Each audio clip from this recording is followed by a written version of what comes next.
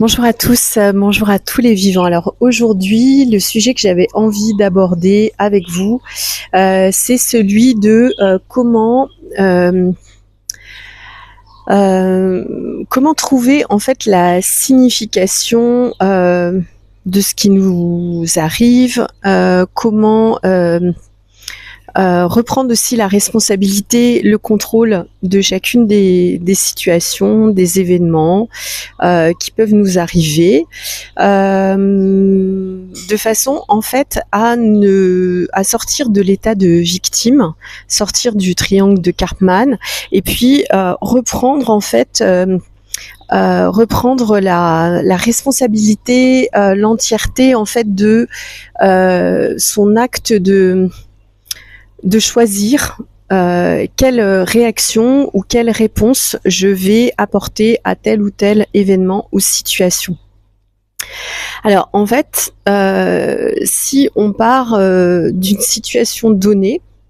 on peut très bien donc s'interroger très longtemps sur pourquoi ça arrive, qu'est-ce qui fait que voilà, si on est encore un peu plus conscient, qu'est-ce qui fait que j'ai attiré ça à moi, qu'est-ce que je suis en train de vibrer actuellement pour attirer ce genre de situation ou d'événement.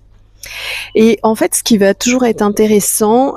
pour reprendre sa propre responsabilité, le propre contrôle sur les choses, mais pas dans le mode contrôle égotique, mais plutôt le contrôle de la manifestation de ce qui arrive et de comment on va y répondre. Ça va être de se souvenir que tout ce qui vient à nous, tout ce qui est présent, en fait, on l'a fondamentalement demandé d'une façon ou d'une autre, que ce soit de façon inconsciente, que ce soit de façon consciente.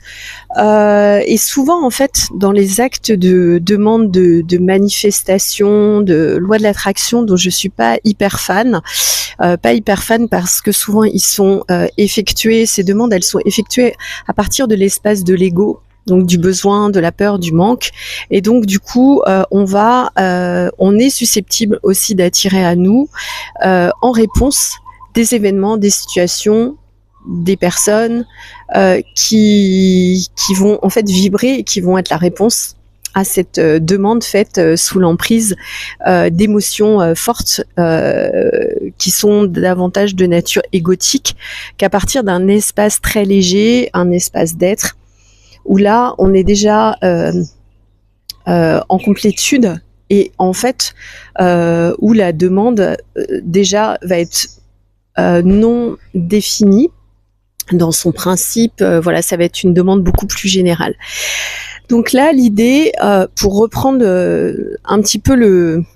la main en fait sur ce qui nous arrive, pouvoir décoder aussi, c'est de se demander et surtout de voir que en tant que créateur, donc,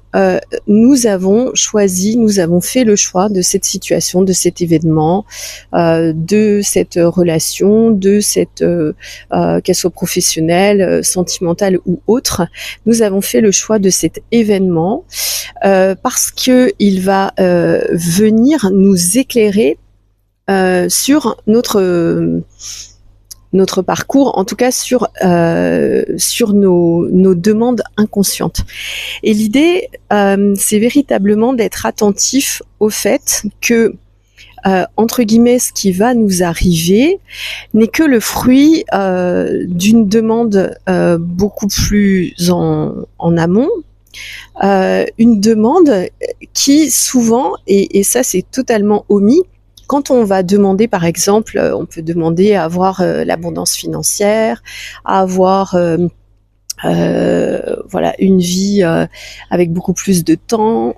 beaucoup plus de joie, une relation qui fonctionne, qui nous satisfait. Et en fait, ce qu'il faut jamais oublier, c'est qu'avant d'obtenir tout ça, on va devoir, l'univers en fait va nous mettre devant les yeux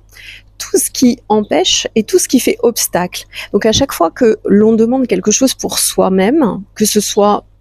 à travers la loi de l'attraction ou de la manifestation ou autre, en fait les premières choses qui vont nous être montrées, ce sont les obstacles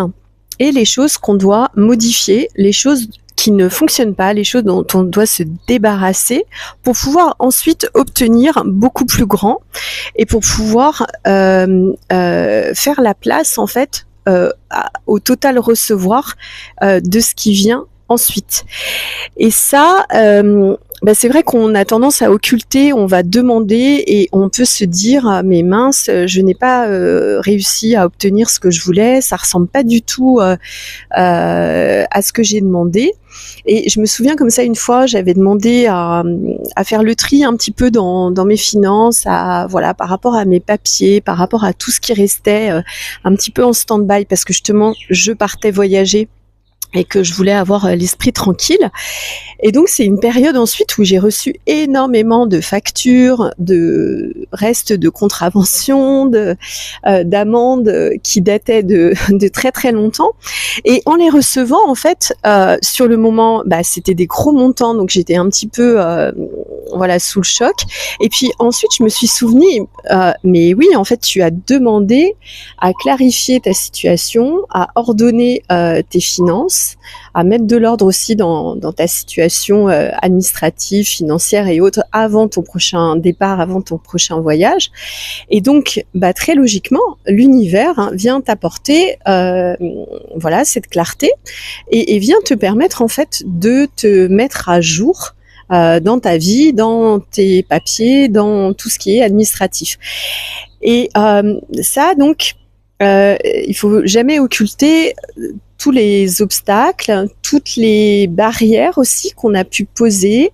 tous les refus aussi de recevoir ce qui est peut-être un peu moins agréable, qui vont venir en fait s'immiscer entre le moment où on va demander quelque chose